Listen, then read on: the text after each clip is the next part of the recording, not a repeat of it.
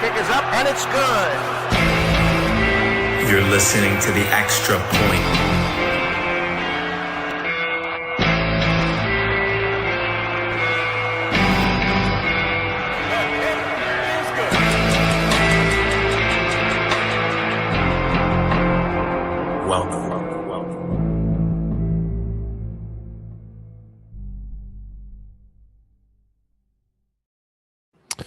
What up? It is another Tuesday night. Wouldn't be a Tuesday night if we weren't doing this show. Kendall, it is not only Tuesday night. It is not only Cinco de Mayo. It is not only Taco Tuesday. But Arsenal are in the Champions League final. The Gunners. That's how we begin my show. So, for those who are listening and can't see, I have my Arsenal hoodie on tonight.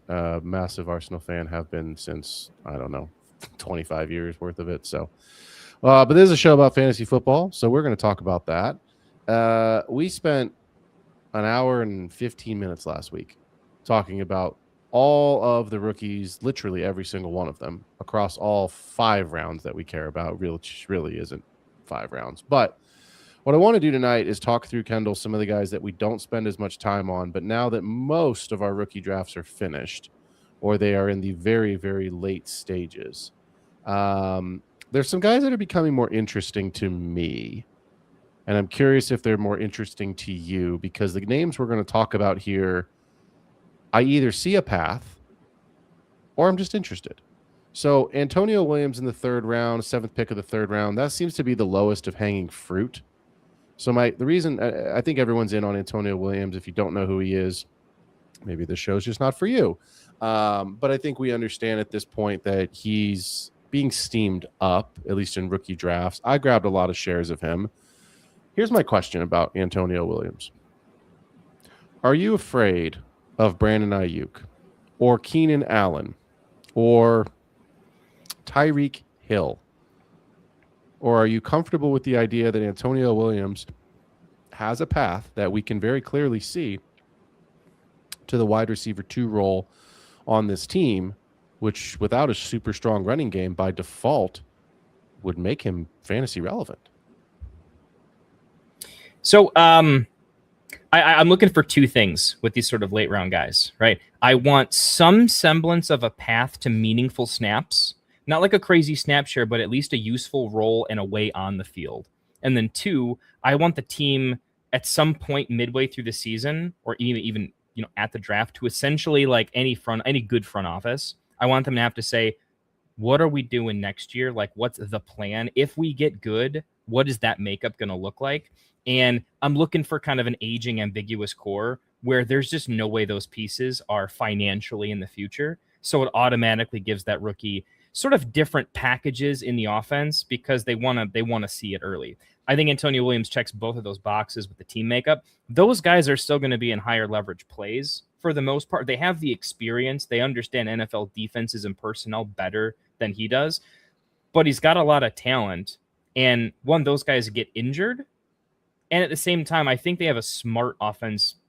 I think they're going to be a little smarter in offense. I'll put it that way. So he can be used kind of how like Jaden Higgins was used, where he wasn't like on the field a ton, maybe 60% on average, but he got some high leverage throws, caught a couple of touchdowns because he's good enough if the defense is going to sleep on him. And that really vaulted his path up, and we kind of see that happening. I think he's got a similar ability to kind of get in there. And he's definitely got the ability to, in only a couple of snaps, be impactful because I like his talent. He's a 2nd round guy. I think he's the definition of what a 2nd round rookie draft pick should be. Path to relevance, good landing spot, not a lot of target competition. I think there's a world where he's a second half of the year. I'm not going to go so far as to say league winner because I think that's excessive. But I think there's a world where he is a second half of the year flex option for your team, where he's a reliable bye week option for your team. And I hope that here's what I hope for him is that we see enough this season that next year with a 31-year-old Terry, barring whatever happens in the draft, that he's a guy that we're talking about in a couple of months when we start talking about the 2nd-year receivers, but that he's on our 2nd-year breakout receivers show next year. That's what I hope we see enough of this year So obviously Antonio Williams is a guy you've already drafted. Hopefully you got a lot of shares. If you're not in a rookie draft, I just took him at the 1208.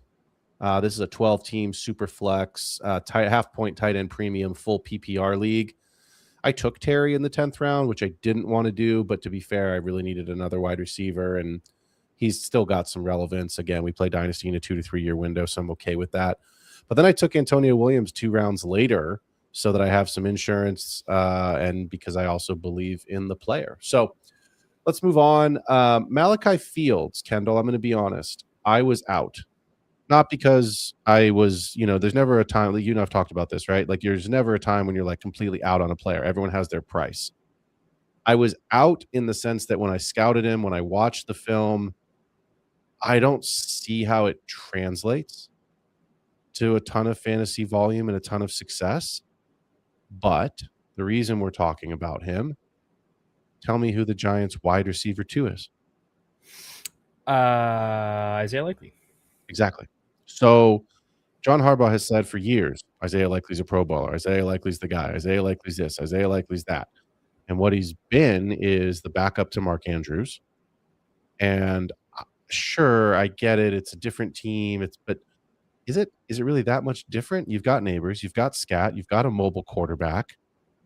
So you're telling me that I don't know what the target percentage is going to be. We don't, but we have a pretty good guess. It's going to be in the high 20s for Neighbors. So, and Harbaugh's come out and said, we want to be a dominant team that runs the ball. Okay, well, they couldn't get Jeremiah Love. Obviously, he was off the board, but I like Scat a lot. I don't see a world where everything's going through him. And then, so if you're telling me that targets are going to be siphoned away from Neighbors, I don't believe it. But here's my question, because we can't answer the who is the wide receiver 2. Does Malachi Fields have enough fantasy value if he gets a red zone role? Because that's where I think I'm interested in drafting him, not in a dynasty startup, but if I'm still, I've got a couple rookie drafts that are still going on, 24-hour clocks, 18-hour clocks, where guys are just. Oh yeah, I'm there too.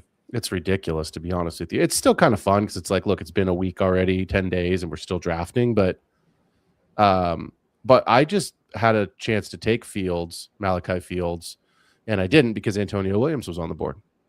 And I wanted the higher ceiling. Had Antonio Williams gone the pick before me, I'll be honest, I would have taken him at the 210.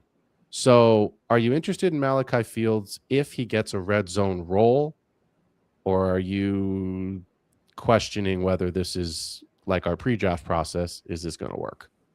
I'm not like steamy on him, but it's mostly because I think he's kind of like an okay talent. I don't think he has enough traits where I'm like, when I look at like Antonio Williams, I think he actually has some traits that make him a better player at a thing, right? Malachi Fields, I think he kind of needs that red zone pop, right? His path to excellence is Neighbors requires 2 people, otherwise he's going to hurt you, right?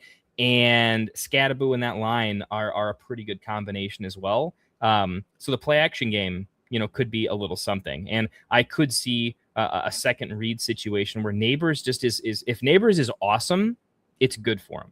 Yeah. If Neighbors has health issues, it's awesome for him, right? So there's 2 paths depending on what happens with Neighbors, but you look at that offense and it could be a 2-target funnel. And if Likely is less involved than we think we do, or if Likely struggles as a blocker in an offense that wants to run the ball a lot, I think there's a chance that Likely might have a lower snap share than we think because he's not as good of a blocker. And that is going to open up a lot of meaningful snaps for him. I do think there's other targets in the area that, like, he's never my favorite click, but I think he's the type of guy that's like, if he falls to me, I like his path to relevance much more than I like other guys that might be even more talented than him, but I don't think they have the runway that the Giants do. And I think they're an ascending offense that has a lot of room to grow in points per game. And I want pieces of offenses that I project are going to turn the corner and be good because their value is just going to change. And so for those reasons, not a screaming value, but decent. Notre Dame kid, though, that's worth mentioning. Going to be coachable. He's going to be really good in training camp.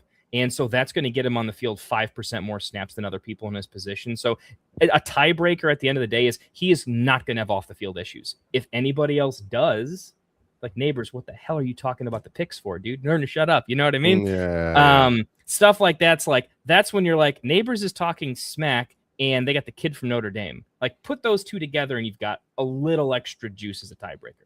Yeah. Speaking of Notre Dame, let's talk about Eli Raridan. And here's why we're going to talk about him. Either I missed this kid completely, or everyone else sees something that I don't. Because in the last 48 hours, I have seen 2 different managers in 2 different leagues trade up to go get him. And then because of that, I've seen comments in here of, oh, dude, you sniped me. And, oh, he was my next pick. And, oh, I made a better offer than you did. And my pick, my whatever trade didn't go through. So we know tight ends take time to develop, right? We know that Hunter Henry is old. We know that this is not going to be the Eli Raridan season. Even if Hunter Henry misses time, which very likely could happen, it has before, there's not enough volume that he's going to be fantasy relevant this season. They've got 2 very good running backs with Stevenson and Hendo. They've got, I think, a decent wide receiver too in Romeo Dobbs. I know the whole world thinks that it's going to be A.J. Brown. I'm going to say it again. I've said it once before. I'm going to say it again. Do not rule out A.J. Brown to the Dolphins. I think there is where everyone assumes it's just going to be a 28 first. Schefter's reporting, and everyone's assuming that, A.J. Brown's going to be a Patriot. I think A.J. Brown's not going to be an Eagle.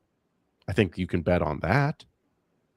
But I just don't see that it's guaranteed. If it is, then it's even worse for Raridan. But this is a kid that tore his ACL twice. He ran a 4.62 40. That's not fast.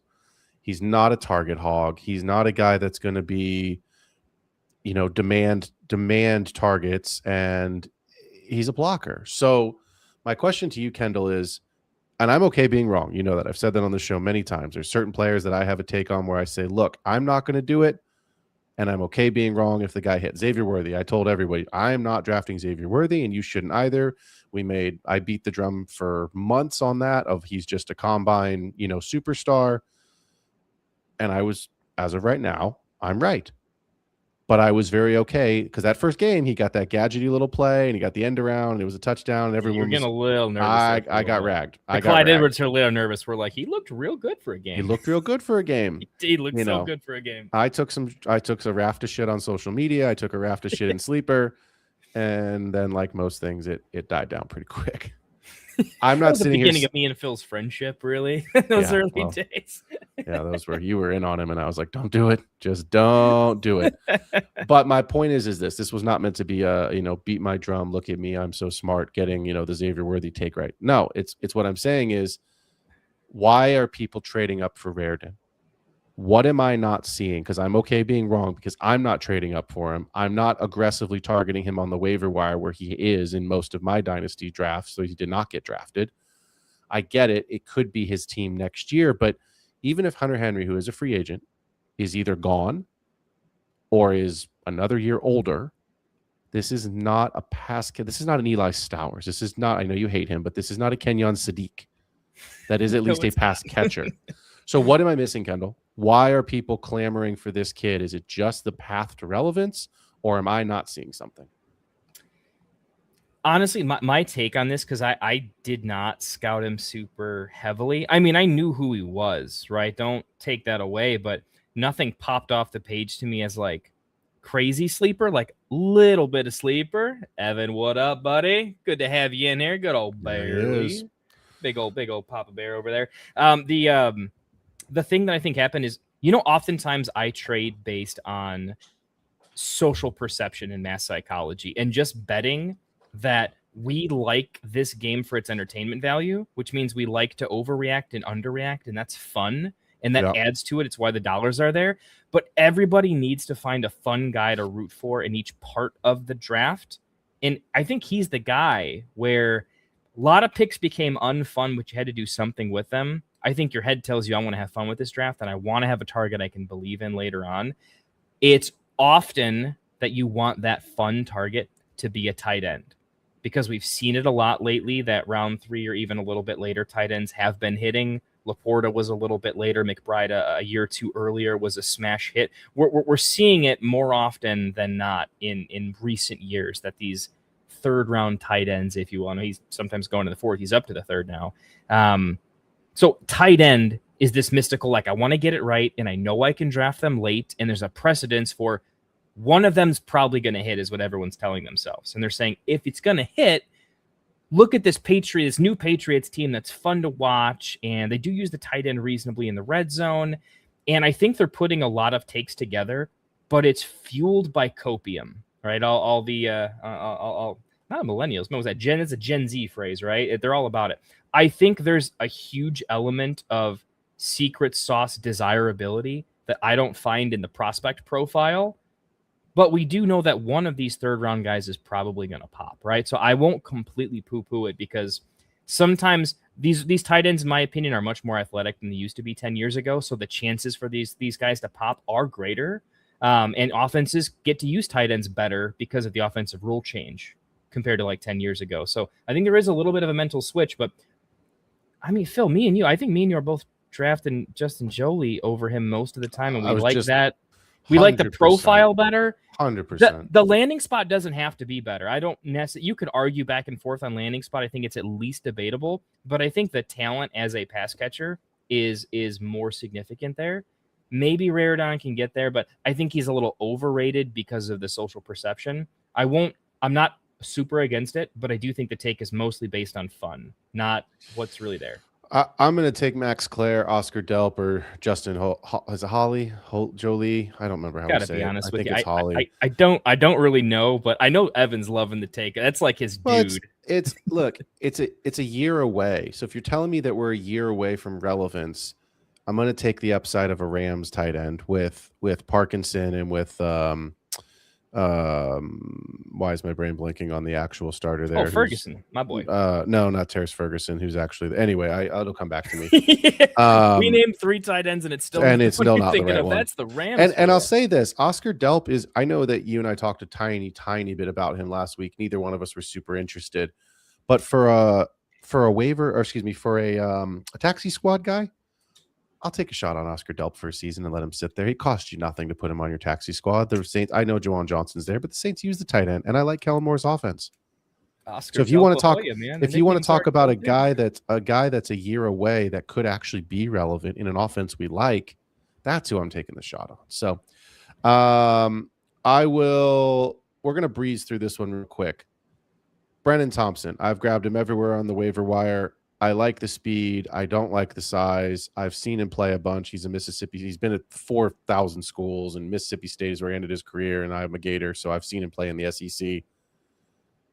I'm interested because Trey Harris sat on the shelf last year. Sat on the shelf. I don't know what he is, but I know that this offensive coordinator wasn't there, but the head coach was.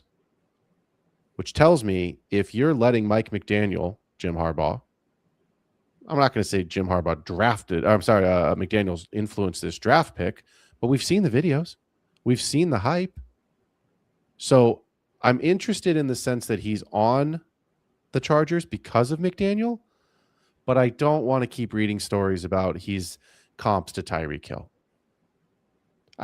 There's a lot. Xavier Worthy was the fastest man in the combine. He doesn't do shit. I don't want Xavier Worthy on my team. You can't trade him away. So in 30 seconds, Kendall, and I will turn a timer on if I have to. You're not going to need it. All right. Are you interested in Brennan Thompson off of your taxi squad? Is he someone that you think overtakes Trey Harris as the third receiver behind Huge, who did get his fifth-year option picked up, and Ladd in this Chargers offense with McDaniel calling the plays? I don't think so. There is the positive take is there is some level of wide receiver room ambiguity. We like targeting chaotic situations because bet on chaos because everyone else will bet they're right. And I like betting that they're wrong. And as long as the public's wrong, you get to profit a little bit on the take. But I don't think he has the upside in that offense to ever really become something. They're going to like Gadsden a lot. He's going to eat up a lot of target share at the tight end position, which really kills a wide receiver 3 on any team if the tight end's going to really eat into it as a 3. And I just don't see him overcoming the 1 and the 2. And honestly, McDaniels with Hampton He's going to catch a lot of passes. I don't think he's going to be used enough in the red zone, and he's going to be a gadget player that doesn't get enough red zone touches. Upside's limited. I would rather just take, honestly, a random running back for the upside that any random running back has versus waiting forever on him when I would rather be a week ahead on a running back. So I'm a little down. Even if he hits, I don't think he hits long term is another take too. I think there's we always presume health, but I do think there is a path to some relevance if there's guys that miss time. I think McDaniel's going to get him involved. I think if Trey Harris or Huge or Ladd misses time, I think there is a world where he's more involved and McDaniel will use his skill set, because whether we want to say it or not, he likes the fact that he's fast, and that's what McDaniel's system was built on in Miami, was pure speed. So can we call him a Trey Tucker then, where like Trey Tucker gets the work and everything happens? You still can never start him, because when you do, you'll never do it again. You know what I mean? Agree with you. I think, listen, Kendall, you and I, by the way, this is a great time to pull this shout out. Kendall and I are, I have a startup league. Kendall will be in there, which is a 12-team Superflex Dynasty Best Ball league. So if you are interested in playing best ball with us, we have 2 spots left in that league. It's 12-team. We've got 10 guys in there right now. Brennan Thompson, if I'm able to grab Herbert in that draft, or let me just say this, whoever, Kendall, grabs Herbert in that draft should target Brennan Thompson for $1 or $2 at the end of the draft, because he's a perfect best ball player in that kind of a league. In the Dynasty Best Ball, that's where I'm attacking Brennan Thompson heavily, actually, especially if I've got Herbert for the stack. So I don't know, in redraft, he's not going to get drafted. He's going to be a waiver wire guy that I might keep an eye on, for later in the season. But in Dynasty, I'll throw him on my taxi squad. And that will be that. I want to talk about this next guy here because I was really high on him in the pre-draft process. He got a little bit of a bump from Indiana having the national championship season. There were a lot of people early in the pre-draft process saying that this guy could get back-end first-round capital, which I don't think I ever really believed, but I did expect him to be a day 2 pick. And he ends up going in the 4th to the Ravens. There was the hype piece today is Elijah Surratt, the steal of the draft. I don't know, but I'm interested, Kendall, in Elijah Surratt. I know, I like Jacoby Lane, but I don't know who it's going to be. And so I've drafted both of these guys. I've drafted Lane. I've drafted Surratt. I know for a fact Derrick Henry is old, and this might be it. I know for a fact that Zay Flowers is not a super high ceiling guy, and we probably just saw his highest statistical season and his highest fantasy finish last year. Probably. I know that Mark Andrews doesn't have a lot of competition for right now. David Njoku is lurking, and it is a big fear if you are the Mark Andrews owner, just hoping that you get 1 or 2 more years out of him, that Njoku winds up there. Let's say Njoku doesn't. No changes to their team. I think Elijah Surratt carves out a role in the slot. I think he's interesting because, again, I see a path. This isn't the Cowboys. This isn't a CD's there, Pickens is there. You're never going to get, you're going to get scraps. I think there's more than scraps in Baltimore for a wide receiver too. The challenge is it going to be Jacoby Lane or is it Surratt? So do you see a path for Surratt to have some sort of flex appeal late in the season? What I see in Surratt is we don't love any of the wide receivers in this draft as much as we want to in a lot of ways. But here's what I think. Yep. The Ravens are generally a good team that put up decent numbers of points. I think a Lamar-led offense is generally going to do that. I like him for team need. I think that team needs a good slot wide receiver pretty badly. I think they're doing a lot with Zay Flowers. And actually, I think Zay Flowers is better when he's got compliments around him because he can do what he does a little bit better. He's pretty good with broken plays. Say what you want to say about him, but he doesn't drop wide open passes like everybody else on that team occasionally, man.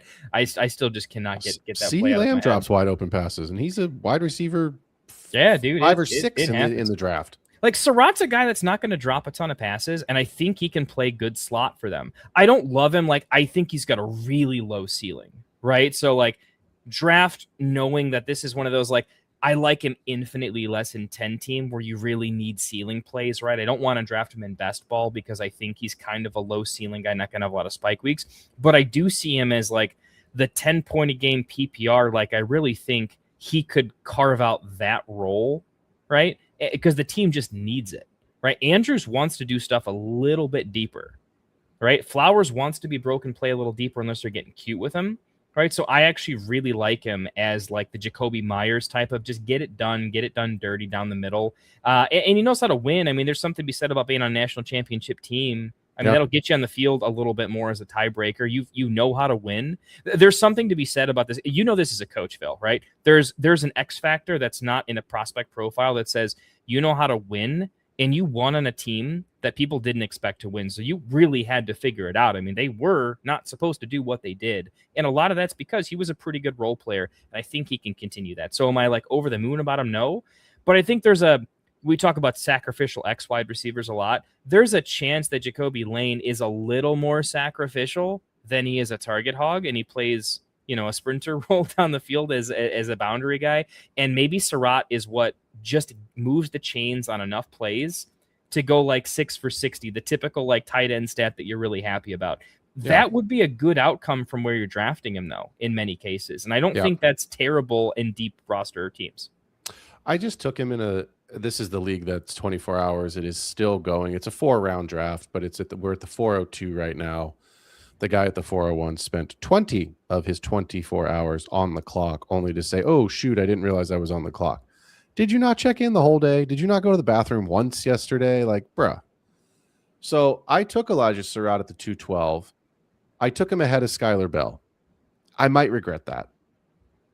But in my mind, it's a toss-up.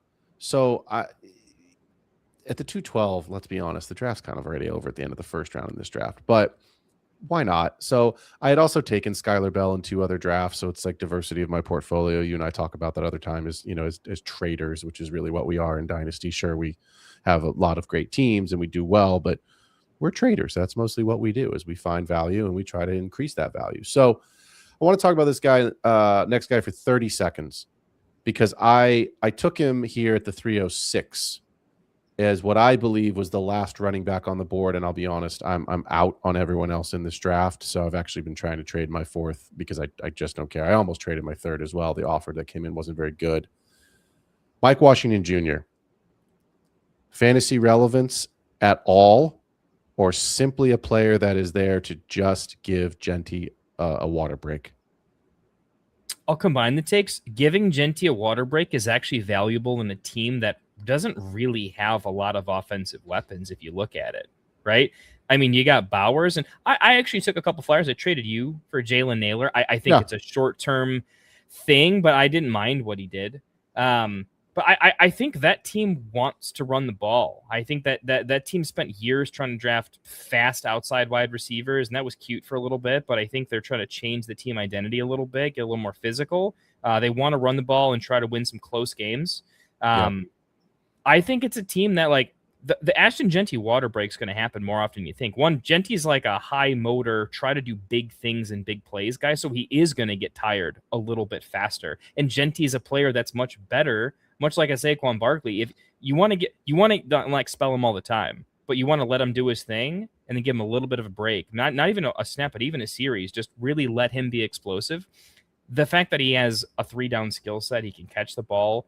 He's very athletically gifted. So we've seen this with guys like Tony Pollard, younger in his career in the Cowboys, was really explosive on a small amount of snaps, right? There is a real role for him to kind of be the Tony Pollard on that team where he can do a lot in a tiny package on a team that, if they run the ball at a really elevated rate, what if they run the ball similar to how the Packers did, right? Where all of a sudden there's like a real RB2 role and the red zone.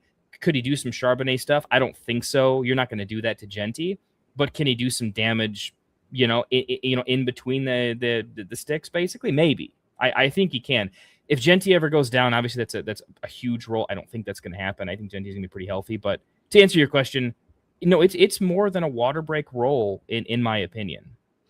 Good. I feel better about taking him with a 306. I don't necessarily feel as though there was anybody left on the board that I was pining for. I will say I have him kind of in that Raheem Mostert territory. Do I think he's going to break the single season record for touchdowns? No. But that was an outlier. Was a complete outlier season for Mostert. That's a But I fun think- year to be a fan but I of think the he's- 49ers, dude. No, he was a What? Dolphin. He was a Dolphin that year. Oh, that's wrong. I'm missing it. Yeah. Oh, no. You guys had to be psyched to I get think him. that was Achan's rookie season, and it was like he was, Yeah. perpetually injured, and then all of a sudden he goes and scores like 23 touchdowns or some stupid That was number. a crazy year. For the 18 Dolphins. touchdowns, I think. But I think that's where Washington is for me. So let's talk about Skylar Bell for a minute. I just mentioned I took Elijah Surratt in this particular. By the way, do you draft. want to do a questions as we go or at the end? Oh, do we have one? I wasn't even checking it. I wasn't checking. Oh, Evan. Yeah. Evan's got a couple. I'll star. I'll Yeah, flag star. any We'll of do them them at that the are end. Yeah. Sorry, I was rolling here. Skylar Bell. I took Elijah Surratt at the 212 over Bell, who went at the 301 in this particular league. I've got some shares of both to diversify the portfolio. It's DJ Moore. It's Khalil Shakir, Dalton Kincaid, James Cook. I have a hard time seeing the path, but can you talk me out of it with Skylar Bell? And here's it. I know it's coach speak. I've been a coach. I've said this about players. Keon Coleman is dead as far as his Buffalo Yeah, I career kinda is. think so. He's They gonna be can- trade bait. You know, he's he's gonna be trade a bait. Wandale to They, somebody else. That works. they got to hype him up. They got to talk about his attitude and what a complete difference he's made and what a 180 turn it's been, because somebody needs to take him. And I have a team in mind because I think Brandon Ayuk is toast. I think there's a real possibility Keon Coleman goes to the Commanders. They need a wide receiver. He's young. He's cheap. He fills a role. And if they don't have to give up very much to go and acquire him, they can just fucking cut him. Could see him on the Colts too. Actually, they could use just a decent role player. They could, but I mean, they just paid Alec Pierce. They've got Josh Downs, who we really like. You know what I mean? So yeah, sure, but like, I'm thinking of teams that like didn't. I mean, Antonio Williams they've got, but it's like you need another body. So anyway, Skylar Bell, Kendall, do you see a path? Because I think it's more crowded than people want to admit for Skylar Bell in Buffalo. I do think it's crowded. I think he's a player that I don't want to draft him because I'd rather buy him when he just can't get on the field, and you can pick him up for. Well, I mean, I guess you're probably drafting him at the same price you'd buy him for, which is next to nothing. The thing I like is if I look a year ahead, when you talked about it, right, some player personnel changes up a little bit, right? Like I do think that team wants to have some identity. They want chemistry with Josh Allen. It's not always rotating it around a little bit. So I do want to target Bills players. I'm above market on DJ Moore just because I think when Josh Allen gains chemistry with a player, which hasn't happened in a while, that could be lethal. I don't actually think we've seen it yet. And I think it could happen. He was getting close with Kincaid. He didn't have it last year. He did this past season, or 2 years ago in this past season, and then he kept getting injured a little bit. It was very unfortunate. But like the start of the season, you saw Kincaid putting up these 20-point games, and they were starting to get into it. So I think there's a legitimate path, but it's not happening this year, right? So like draft or beware. I don't think there's anything to be expected this year. I think you need to see that trade happen, and then that's the season where early in the season, elevated snap share, what can you do with it? Right. And is it going to be Sky Moore or is it going to be different? Right. So I think he's going to be different. That team needs it. But it's a 27 thing for me. They're going to be drafting late in 27, probably going more defense, in my opinion. May even actually have to address the running back game at some point with Cook going to be, well, he's on the contract, but I think they're going to need a better backup. Three more years. Yeah. I think they want I think they need a better goal line guy, to be honest with you, than they have one. Who do they got right now? Josh Allen. Yeah, they should. Josh Allen is the goal line running back. They should be more careful with that. I'm just saying. But I like Bell, but I fall into the same trap everyone else does, which is I like the landing spot.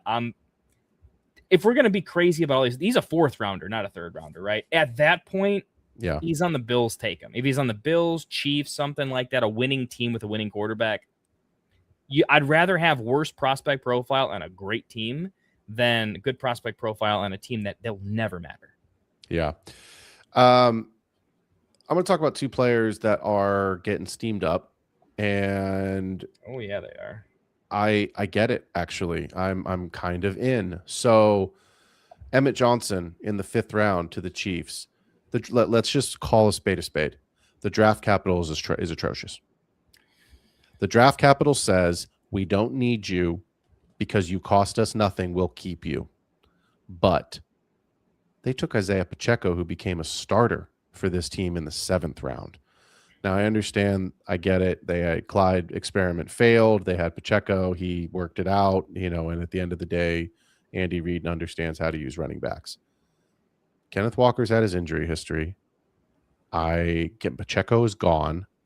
I don't think there's anyone left in this room that's decent enough to really compete. So yeah, the rookie last year just did not have any juice when I saw him on the field. He was not good. I'm interested in Emmett Johnson for 3 reasons.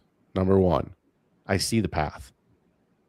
Number 2, he catches passes, and that's what you want in fantasy. Number 3, I just said it, it's Andy Reid. I trust Andy Reid to know how to get the most out of his running backs. So my question to you, Kendall, is if a year from now we are redrafting this class, do you see a world where Emmett Johnson is the RB3 clearly in this class? I don't think he'll ever be ahead of Love, and I don't see a path for him to be ahead of Price, but I'm not sold on Price. We've talked about that ad nauseum. So do you think that because Emmett Johnson was clearly behind Jonah Coleman somehow became the de facto RB3, which I do not get at all. I don't get it. Why? Because J.K. Dobbins always gets hurt? Sure. No, I think it was because we all liked him in the prospect profile, and then we're like, I can't quit. I might be there. Sure, but Sean Payton has no loyalty to anybody.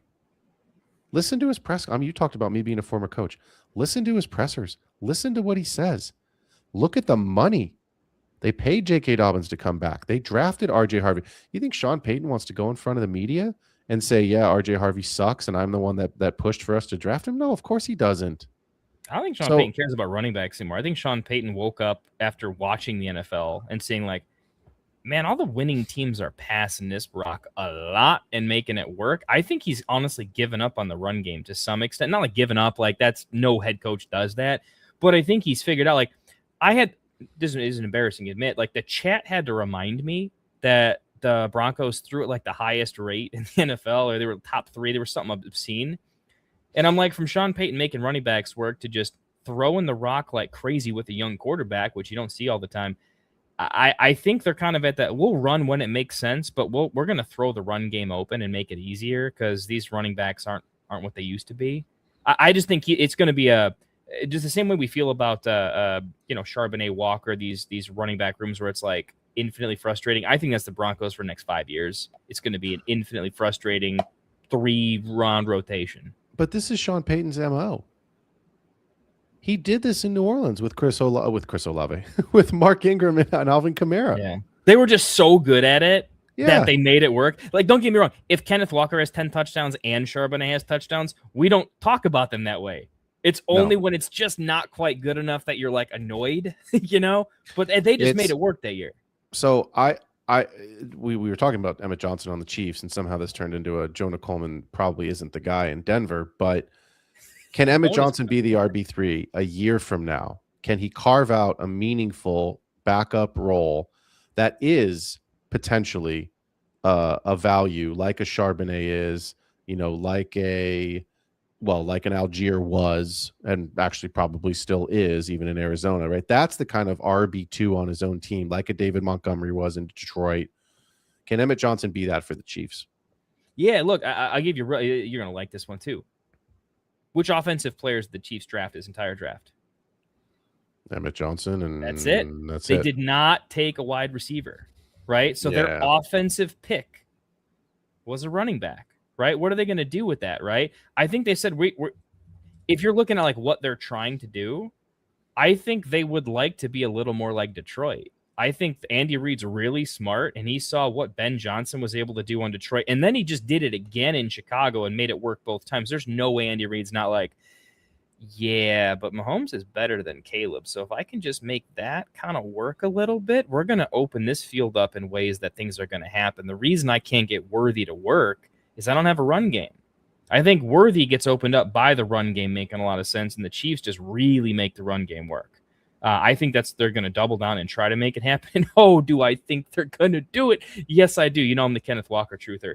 But I think you're going to need a lot of Emmett Johnson. I legitimately think he could be like a playoff winner if Kenneth Johnson, Kenneth Walker's a little bit banged up, which happens every time. I'm very in on him for the long term as like a really useful role player. Remember what Darren Sproles used to do for the Eagles? That's an Andy Reid offense. That's kind of where I was going with this question.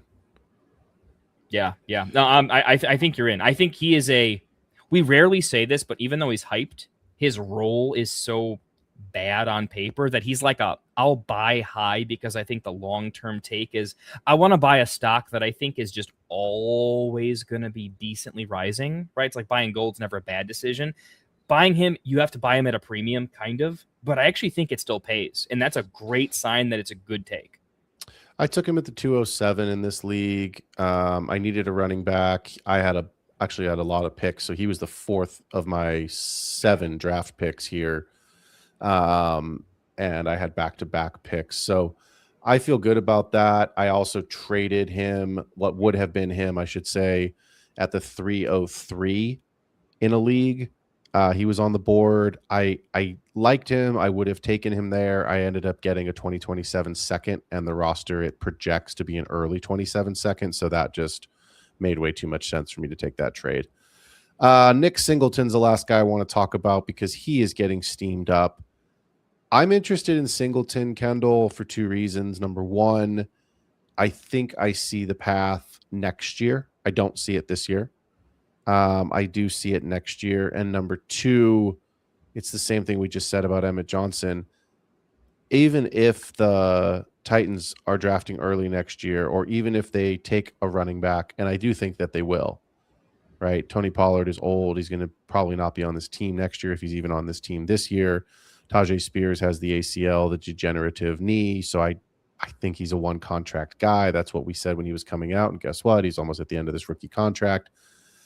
And this wasn't the coaching staff that drafted any of those guys. They inherited them. So I think to take a player that you drafted in a team where you've got a rookie wide receiver on a rookie contract, you've got a quarterback, a year 2 quarterback on a rookie contract, now you've got a cheap running back, I think it makes sense to try and go test the free agent market at the other positions and spend your money elsewhere. So I see the path for Singleton. Is there a world where, again, same as Emmett Johnson, he is the de facto RB2 or RB1A to someone's 1B later next year or even as early as this year? So Singleton's a little bit tougher, right? We're talking about the Chiefs offense versus the Titans offense. And I think we got to get real. And here's where it gets tricky, right? The Titans were a rough offense, but adding Carnell Tate, and I actually think Ward might have a little bit of something in him, right? Like I wanted to see more his rookie season, but his size comp tells me if he can just settle down a little bit, he'll be a little better. But I mean, he was throwing to guys that can't get separation. So I don't know how many quarterbacks would have been like significantly better in his situation in terms of like the catch percentage. So that's my challenge with Nick Singleton, though, is opportunities there, but the offense might not support great opportunity. But he has 2 RBs in front of him. That one's probably gone, and one I actually really like Tajay Spears, to be honest. He is a ticking time bomb. I'm not like a knee expert. I assume modern medicine's great, but like, dude is up against it. I don't know how some guys tear multiple ACLs and he's still playing football. Like, that degenerative knee thing is scary as hell, right? Yeah. So it's probably going by at some point. So he should have this built-in window to do something. I'm tempering expectations, though, Phil. Like, I want to like him, but I'm tempering expectations mostly because my tiebreaker is the Titans. I don't know that the coaching staff knows what they're doing, right? They haven't really had a solid coach since Vrabel left, and I think that could be something. And I need to see so many other things happen to the offense, plus the opportunity to get there. So I kind of want to get him at a really cheap price where the opportunity is priced in. I'm a little bit more leery of him than I am some other guys on this list. That being said, if I had to go with him versus a wide receiver on this list, there is so many better paths to him being fantasy startable relevant over almost all the wide receivers we've talked about. And for that reason alone, we're talking about draft picks. You have to pick somebody. I do like going with the running back over the wide receiver because I think the opportunity trumps the relative talent level across both positions. Yep, agreed. Okay. We're going to do some quick hits here in the B segment tonight. We're calling this Dirty Deeds, Done Dirt Cheap. These are some players that Kendall and I came up with who, well, let's be honest, their value is pretty low. We may not get through all these guys. We are going to get through as many as we can. And if we can get through all of them, we may just go real quick hit on these. But I love the one you added first, Kendall, up top for two reasons. Number one, I just traded a mid to late, I don't remember, I think it was a mid third round pick to acquire this guy in the league, and felt great about that given who he is and what was available on the board. And in one of our leagues, he was dropped and he was added for Fab. So Woody Marks, Kendall, talk to me about Woody Marks and why he's dirty deeds done dirt cheap. Man, one day when we have production value, you guys are gonna love it. It's gonna be great. Man, all right, look, Woody Marks. Let's get the take correct. Are we big Woody Marks fans? No, but we're realist on the stock market. When his price got to a certain level, we were like, "What are we doing here?" Right? And the performance was, But why was he drafted? Woody Marks was supposed to be drafted as like a Nick Chubb. You're supposed to still have some juice. He's supposed to be a pass catching third down guy. That was his role. That's what he was drafted for. That's why I liked him. I was like, hey, if this offense has juice and Nick Chubb's just doing the 4 yards a carry up until we got to do something, that made sense. He's never actually gotten a chance to really play the role that he's good at, right? He's the guy like Pollard. If you take him off the field a little bit more and let him be really fresh, especially in those high leverage downs, passing downs, I think he's going to probably score the same points per game, which is much better efficiency. So now that the price is adjusted and people are like, Monty's there, Monty is a lot better at the things that Woody Marks sucks at. They are a great compliment. I mean, Monty was such a good acquisition. It makes such good sense. Monty is going to be so good for CJ Stroud too. His ability to pick up the blitz, just be smart, is going to level up that whole offense, giving Woody Marks the shot to play a meaningful third down position, which isn't amazing for fantasy, but it's not dead. It's very startable. Monty is 29. He just turned 29. I don't know when his birthday is, but he's up on the wall. I should know that. And look, if Monty does a great job, we love that. But everyone keeps thinking, okay, he's relegated. Yeah, but for how long?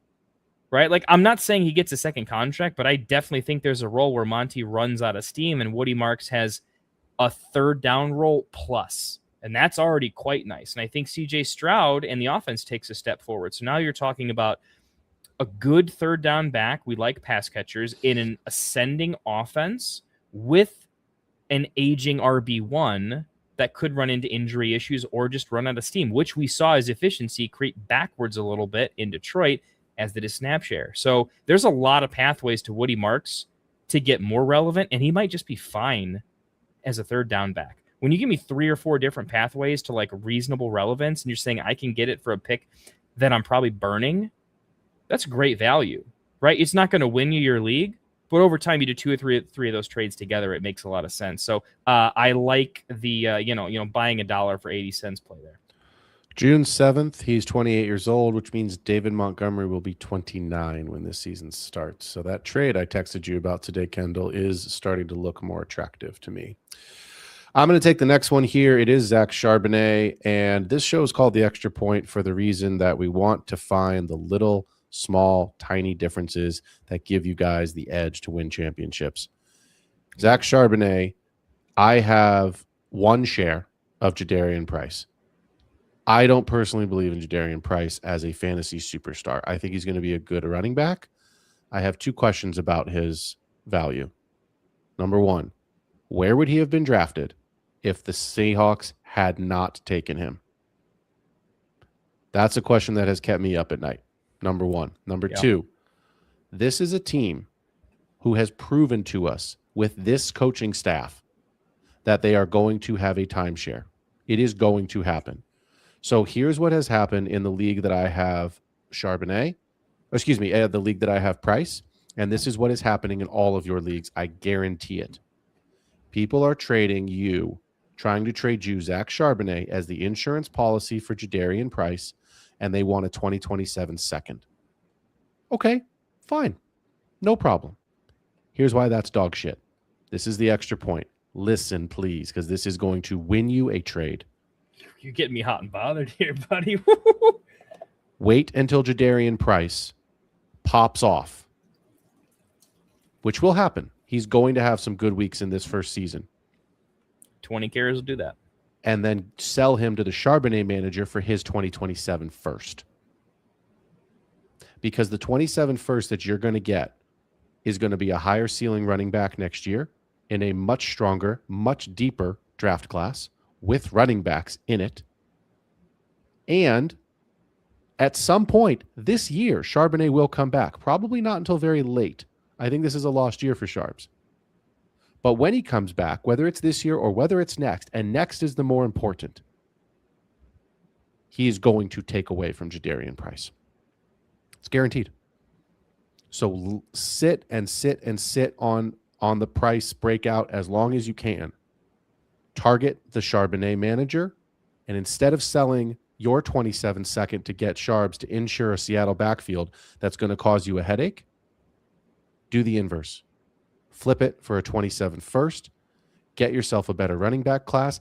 Get out, quote unquote, a year early, because everyone will think you're an idiot for doing it. How could you give up the starting running back? And when you go get yourself a Keywan Lacey, or you go get yourself a quarterback in a super flex league, or you go get Ryan Williams or Jeremiah Smith, you're going to be a whole lot happier when you get one of those picks instead of having the control over the Seattle backfield. Let's talk about Blake Corum. Mr. Corum, I am not buying the 50-50 split. I think it's bullshit. Same. What are you acquiring Blake Corum for, Kendall? He is dirt cheap. He's on our Dirty Deeds segment. Are you wanting to have him if you're the Kyron manager? Are you wanting to have him if you're not the Kyron manager because there is some touchdown vulturing that will occur? What are you thinking on Blake Corum here? Blake Corum is I put him on the list because he's just not a shiny object. He's not, after your draft is over and you like, number one, first, if you have a good team, first, you're like, you need to drop 17 players. After you've sorted through that nonsense, which I'm still dealing with, right? You set your lineup and you're feeling good, right? Guess who's not in that lineup? It's Blake Corum, right? Blake Corum's an insurance policy. And I think Blake Corum is just not shiny enough, but his actual like points per game expectation and then offense is good enough that like if injury were to happen, you want to talk about guys that instantly vault to like insta top 12 RB, like without question, in my opinion. Blake Corum getting 20 carries in that offense, like I don't even care how good he is. That's happening. Like he's going to be amazing because everyone in that offense would be amazing. And standalone, he was pretty good last year, right? I don't know what happens with Stafford and them in the future. And, maybe Simpson's good or not, right? But I like the weapons for at least 1 or 2 years. And I liked what I saw last year. And I just think we're in a window of he's less shiny. When the rookies come in, I look for guys that get displaced in people's memories that just aren't upside enough. And Kyron's not dead enough and not buried enough that Corum needs to be like where Algier was in terms of hearts and minds. So I think there's a value overlay where it's not like you're getting him for an amazing price, but you can definitely sell. We started talking about some of these rookie picks that are getting spiced up a little bit, but we're like the Raridon picks. We're like, yeah, he's dope, but is he? Wait, I actually don't think he's that dope. I literally just said that because everyone is. Yep, that's what's happening to everyone. Their neighbor said it. Can you flip Raridon for Corum? I've seen leagues where it's happened. Yeah, you can get stuff like that. You're taking a 3rd round rookie pick in a bad draft because it's shinier, more interesting. There's like an upside take to it. Can you take a Max Clare and flip him for Corum? I would do that in a heartbeat. Yep. Right. These are the types of trades where you can take I'm hoping something happens and trade them for they actually have a role and the upside if something were to happen. If something were to happen to Max Clare versus Corum, Corum's got way more upside. So take the new shiny object and flip it for the forgotten one, and that's your Corum take. I'm going to take this next one because otherwise we might be here all night if I let you talk about him. So it's DeAndre Swift and Common guy. I'm not going to let you talk. That's a smart podcaster right here. I'm not going to let you talk about the Bears. It's like me talking about I put them both on one line, baby. Here's where I'm at. Sell. Here's why. Ben Johnson is going to do everything he can to recreate the Lions offense as close to what he can as possible. DeAndre Swift is aging. Kyle Monangai is free. If there is a world where he can go out either through trade or through some sort of a draft capital and upgrade both of them to his poor man's Monty and Gibbs, that is going to happen. Caleb is on a rookie deal. He does not have to get paid for 3 more seasons. Rome and Burden are on rookie deals. If my memory's right, Burden Kendall was he a late first or was he a second round pick? Burden was a first round pick? Yeah. Okay. So they have 3 more years until they have to be paid. Colston Loveland has 3 more years until he has to be paid. This offense has rookies all over it that cost them nothing right now. So if Ben Johnson can go out and get rid of Swift and Monangai and pay 2 running backs to upgrade it while these guys are on rookie contracts, that's a Super Bowl offense. That's a Super Bowl offense. So I want to read you this trade because I get what the guy wanted to do. It's a dog shit trade. I think he's a first. 39th pick. Yeah, I thought he was a second. All right. I was offered in this year's draft. I thought he was 31. DJ Moore, who you know I am not a fan of. DeAndre Swift, who I am not a fan of. Darnell Mooney, who I think is dead. Terrace Ferguson, who I am not in on. And a 2028 third for the 110, which I had already picked Eli Stowers. The 206 and the 207 when I had already selected, I was on the clock and I ended up turning those 2 picks into Emmett Johnson and Antonio Williams. And I am not a win now team in this league. This is a league that I am rebuilding in. That's why I have so many picks. So I don't want an aging DJ Moore. I don't want an aging DeAndre Swift. Neither of those guys help me win. If I was a win now team, maybe. But in my mind, it's still DJ Moore and DeAndre Swift for the 2 seconds in the first because Darnell Mooney has no value. I'm out on Terrace Ferguson. There's 19 tight ends in LA, and a 28 third does absolutely nothing for me. So, I mean, I talked it out with the guy. I rejected the trade, but I was just like, look, dude, like, I'm not a win now team. I appreciate what you're trying to do here, but like these guys don't help me. I'm not a DJ Moore and a DeAndre Swift away from a championship.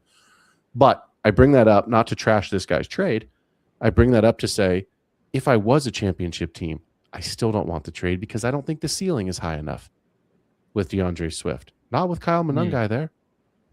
So I'm selling these guys off of the backs of strong performances to get younger because that's what Ben Johnson's going to do if and when he can. And Ryan, was it Poles or Proles? Ryan Poles? Ryan Poles. Ryan Poles. Yeah, I wanted to pronounce his name correctly. So I wanted to hate him, but he's just killing in the trade. No, he's doing great. And that's that's my point. They're going to find ways to continue to kill it. They're going to, if Bucky Irving does not have a good, baby. Ben Johnson. If Bucky Irving doesn't have a good season this year for whatever reason in Tampa, that's a player that I think Ben Johnson goes out and targets as one of his 2 Gibbs Montes, and I think it's possible with the Bucs to get a player like that. I think it's possible. I think Charbonnet could be on the Bears in 2 years. Charbonnet could be on the Bears. So. Tajay Spears, Kendall. Let's do 2 more names. Tajay Spears and 2 more. Okay, Tajay Spears is only a buy because I think he is like there's dirt and there's a dirt under the dirt. Like he's cheap right now. He got a little bit of a bump because the Oops Jeremiah Love's not there, but I think most people are given that like temporary bump to like Pollard went from a give me anything to like, dude, I'm keeping him. I actually think he's going to be a fine RB2 this year. Like, oh shoot, like I don't got to drop him. That's fun, right? But Spears still feels kind of like gettable. Now, you can't trade a draft pick for Spears. Why? Because 27 picks are actually really valuable. You know me. I love my thirds. Anyone who asks me to love my thirds, I value my thirds more than a lot of my own possessions, right? But we're talking about low-end stuff. Me and Phil, we're talking about the draft is over at like – we didn't even get to the second round, and me think the draft is kind of over in fantasy. But – the draft is still happening. We're just talking about drafts that kind of go on forever, and everyone talks that we're talking about Raridon getting traded for Corum. That can be a thing, right? So if anyone follows me, right, I often look at drafting and trading based on, just mass psychology a little bit here. And I think the idea is going to be hard to get behind Spears, and it's easy to get behind almost any upside take. A Skylar Bell, Bills, maybe something happens, right? in my opinion, I don't think anybody becomes anything in 2 years, but I know that Tajay Spears was good enough to take Derrick Henry off the field and average 5 yards a carry that entire season and look damn good the entire time. I know he's a good pass catcher on an ascending offense that just got an alpha wide receiver 1 and a very, very good wide receiver 2 that I like in Wandale. Gunnar Helm's not terrible at the tight end position. I don't think they're going to face a lot of stacked boxes, in my opinion. And I just think that if that offense is a little bit better than we think, if Pollard's wheels fall off, and it doesn't look like they will after last season, but a year is a year, and he's getting older, and we saw that Pollard is not good when he's getting a million carries. I don't even know how the second half of that season happened. I can't explain it. I'm betting hard against it. And I like Tajay Spears, if that offense gets better, being a good chain mover, catching 5 or 6 passes way more often than you think. Tajay Spears was a legitimate league winner. Was it 1 or 2 years ago where it's like 2 playoff games, 20 points in a row, caught a couple touchdowns in the red zone. So this is not like a league winner smash, but I do think that he's really cheap and he can actually fill in your flex spot more often than you'd think in a couple ways. And I often bet against injury. If there's some crazy way that modern medicine can do things to keep his knee somehow working, he's actually kind of young, low key. And I think the Titans are a team that's going up. If nothing else, why is it it's a fine narrative that you can buy him for next to nothing, right? Again, not a future pick, but a current rookie that you just don't care that much about, right? You know, Jalen Lane is not even a rookie. There's a couple guys you could draft, right? If you buy Tajay for that, he's decent this year. You take the production, you're going to flip him for a profit, and that's fine enough. So he's probably not my favorite guy in this list, but when you're running out of guys to target, I think he's a good fill-in. If you're really RB light and you don't have a lot of trade assets, I actually think he's a guy that you can get pretty decent value from without spending a ton of capital. So not my favorite on the list, but decent. I'm going to finish with Dylan Sampson. I would trade a third in this year's draft for Dylan Sampson. I think at this point, I have one league, I co-manage a league with a friend of mine. We actually don't do our draft until August, right before the season starts. It's not my favorite thing to do, but it is fun because your second, third, and fourth round picks, especially your third and fourth round picks, those values do change if you do the draft later than what you do now. Your first round's pretty locked in. Sure, there's some movers and shakers in the end of the second that moved to the first, or excuse me, that moved to the front of the line in the second round. Can't slide up anymore. It can only slide down. Yeah, exactly. But you're not taking shots on Nicholas Singleton at the 202 unless you know something, right? Because you know more information. So I would not trade a 27 pick for Sampson, but I would trade a 26 pick for Sampson. I think at this stage here now on May 5th, we know that the Emmett Johnsons and the Nicholas Singletons have already been pushed up the board into the late second round. So I think your running backs are gone at that point. But what I'm interested in is getting Judkins back up. I mean, Judkins is probably, everyone's always ahead of schedule, right? He's going to be fine. He'll be there week 1. What if he starts slowly? And Dylan Sampson has a couple of good weeks early on. Again? That's again, yeah, he did it last season. That's where if you wanted to sell, that's where I would sell for the 27 second, and I think you can get it. So I think he's a good buy now in the third to get a second out of it next year. And like Kendall said, increase your profit. Kendall, I'm not going to need 2 minutes, but give me 2 minutes on the clock anyway, and we're going to do the 2-minute drill, and then we're going to get to 1 or 2 questions and then wrap the show. Oh, I forgot to get the widget. All right, well, I'm going to get you. It's all good. We are we're gonna go old school with it. But old school. My clock is always set to 2 minutes for you though, and you're going. All right, tonight's 2-minute drill. I want you to start adding $5 fab on every trade where it's close. You can spin it as, oh man, it's really close, so just toss me this extra $5, Kendall, or man, I really hate to give this guy up now, but throw me an extra 5 here and we'll call it a deal. A third round pick probably isn't going to get included if the initial deal is super close, but $5 to $7 fab will. Why do I want you to add $5 fab in all your deals? Because if you do that 3 or 4 times, it becomes an extra draft pick. And this is going to be, there's going to be someone in all of your leagues who isn't drafted, but should be. And that's going to be the hot waiver wire guy.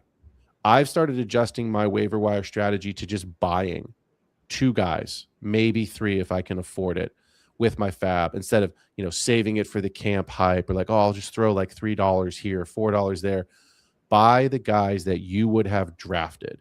So if you have the extra fab, by adding $5 to all your trades, that in an effect becomes the 313. And that allows you the advantage of grabbing one extra guy, or in this case, an extra draft pick. That's it. You can turn that clock off. Boom. But that's it. That's what I want. That's what I want you to start doing. That's what the extra point is about. Find the little edges that give you a championship. I just dropped $100 on, I don't even know who it was, because we had a $100 fab. I got him. I don't remember who it was, but it was. I threw a bunch of money on the last. Taylor Green. I did buy Taylor Green in the league, but for 84. And then I bought Brennan Thompson for $23 or whatever, $13, whatever my math came out to. Right? I don't remember what it was. Maybe it might have been 84 and 23. That math doesn't math anyway. But my point being is those were the 2 guys that I thought should have been drafted, and they weren't. And so I went out and grabbed them. And what made me think of this was in one of our leagues, Kendall, and I don't remember who it is, which league it was, but somebody had $150, and Elijah Surratt was not drafted somehow. And I spent $150 on Elijah Surratt, and I got outbid because whoever had the extra fab had spent $151. And I thought that could happen. So I was like, fuck it, I'm going all in. And I pushed all my chips in the center of the table, and I didn't lose. I've got $150, but it's like, what am I going to spend it on now? So, but that's my point, right? Like, everybody's got these like, oh, does our fab roll over to week 1? No, it gets reset. So like, what are you doing chasing a guy on the waiver wire who's not been drafted? Add the $5 and go get yourself the 313, the ghost pick. So there you go. That's going to do it for the show. Let's do some questions. We had a couple questions. Evan had a question. Question for you both. Do NFL scouts value speed too much in wide receivers at the expense of other skills? What do you think? Do they value it too much at the expense of other skills? Not at the expense of other skills, but they value it too much because it's Phil. You're from corporate America, and I won't make you slander anybody, but there's provables, and provables are really easy to sell to your boss, and your boss can sell it to your boss's boss. And in terms of having a day job where you get paid and that money puts food on the table, you just need something that you can sell and keep working with. Speed and combine athleticism sells because it's provable. You can't really sell coachability because it's subjective. You can't sell a lot of these things because you don't know if you're right to begin with, right? So if anything, it's overvalued because we have limited metrics. And I think we're slowly moving to an era where we can start looking more serious at other things because of the technology we have. But at the end of the day, it's a very physical sport that people love to get excited about because of how physical it is. And they're going to measure the physical traits. But at the end of the day, I think when you talk about the you ever enthralled by how they ask like all the top players, like, who's your top 5 wide receivers? This is in some of the preseason takes. Oftentimes they talk about veterans more than they do the young guys that are killing it. And oftentimes it's guys, at least at like the wide receiver position, that are very, very good route runners or are just very big, but not fast. I can't remember the last time that someone put a speed demon up at top, like randomly. I don't think NFL players value speed nearly as much because once you get there, I think the best defensive players say like, yeah, I'm going to take that away. That's not even in your arsenal anymore. You think it is though.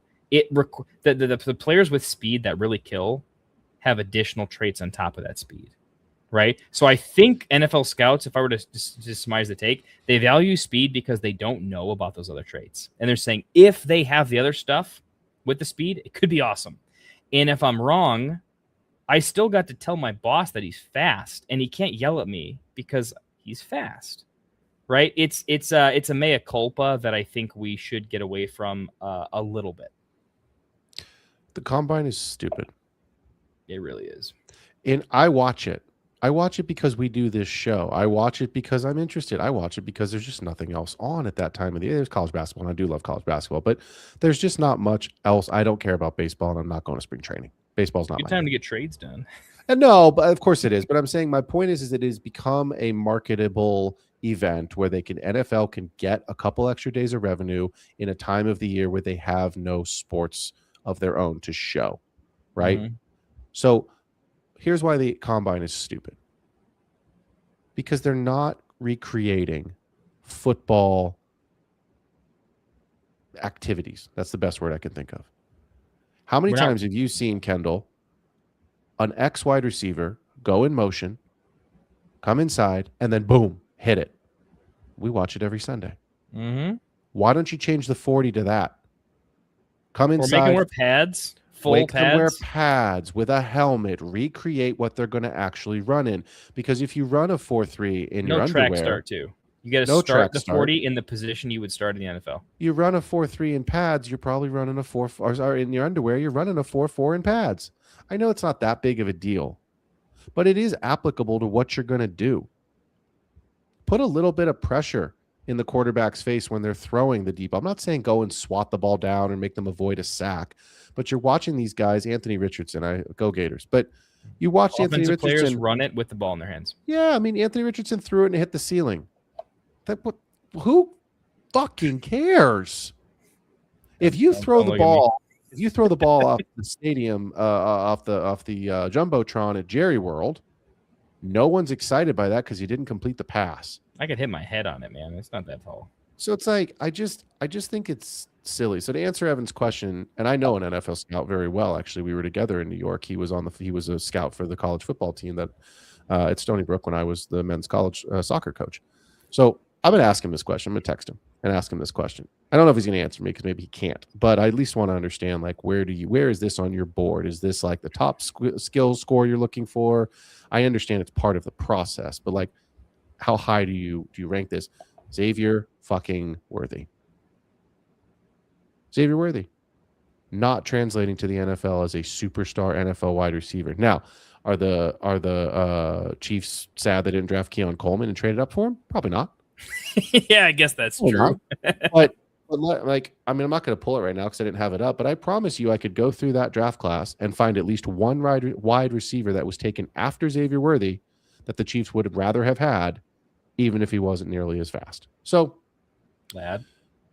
Was Ladd in that class? With Worthy? Oh, yeah. Where are we? Worthy was like the 105, 106 in drafts, and with Bowers, and then Ladd was behind BTJ. Ladd was like the 108, 109. What was it, 24? Yep. It was the Marv, Neighbors, Rome. Man, I had so many first-round picks that year. I feel like I could probably rattle most of it off. And that was the Bowers year. That was Ladd. Okay, here you go. That was Would Worthy. you rather have? Let's play our game. You ready? Let's do Xavier Worthy went at 28. Would you rather have had? Ooh, I'm going to put this guy in there because he's a corner, and they desperately need a corner. Would you rather have a real NFL Xavier Worthy or Nate Wiggins? Oh, dude, Wiggins by like a lot. Okay. Would you rather have Xavier Worthy or Ricky? Ricky Pearsall? Ricky Pearsall. Okay. Xavier Worthy or Xavier Legette? Xavier Legette's not even an NFL player, in my opinion. Okay. Keon Coleman? No, I think Worthy's a better gadget player, and that's useful. Okay. Ladd went right after that. Oof, here's a name. Kendall, you ready? Xavier Worthy or Cooper DeJean? Yeah. Cooper DeJean wasn't a first-round draft pick? Dude, that's flooring me right now that he went as late as he did. What was his Howie prospect Roseman? profile? Howie Roseman is the greatest GM in the NFL. Dude, he's the GOAT. It's not even up for debate. It's really not. Would you rather have Xavier Worthy or Mike Sainstrill from Michigan, who's playing for the Commanders at cornerback? Ooh, it's closer, but probably Mike, just because I think Xavier Worthy is somewhat replaceable. But in that draft specifically, I don't know. That one's closer. All right, let me see if there's anybody in the third. I wouldn't be able to take that guy over Worthy at that point for sure. No, there's nobody else in here that I'm seeing. Blake Corum. Would you rather have Blake Corum or Xavier Worthy? No, I'd still take Worthy, especially if we're talking NFL. Like, I would too. Makes more sense. Ladd was just my like. It always screams to me that like, man, Ladd, it was just a better wide receiver. Just not a great draft class, to be honest with you. I mean, after the top guys, obviously the top guys was, look at this draft. Caleb, Jaden, Drake May, Marv, Joe Alt, Neighbors, Penix, Jesus, Rome, McCarthy, oof, Nix, Bowers. The offensive players were dope as hell. Jared They were so Verse. good. I guess it was thinner. It thinned out pretty quick, though. Yeah. I don't remember a ton of late Kenyon stuff. Mitchell, BTJ. So, I mean, it's like these were all guys, all these guys went before Worthy did. But when you get to those names, the Cooper DeJean, the Lad McConkeys, like that's rough. So, all right, that's going to do it for the show. We're transitioning some stuff. So next week, Kendall and I might be doing a show on a Wednesday as a live show. We might also just be recording a ton of content and starting to have Evan cut up some shorts and starting to put our pre-recorded content out on all of our socials and certainly on our YouTube pages. But we will get some information out to y'all if we are going to do a show. But if we do a live show, it will be moving. Today is the last Tuesday night. We are moving to Wednesdays. And we will be recording / doing live shows on Wednesday. So this has been another episode of The Extra Point. Appreciate you all tuning in. Have a great night. We out.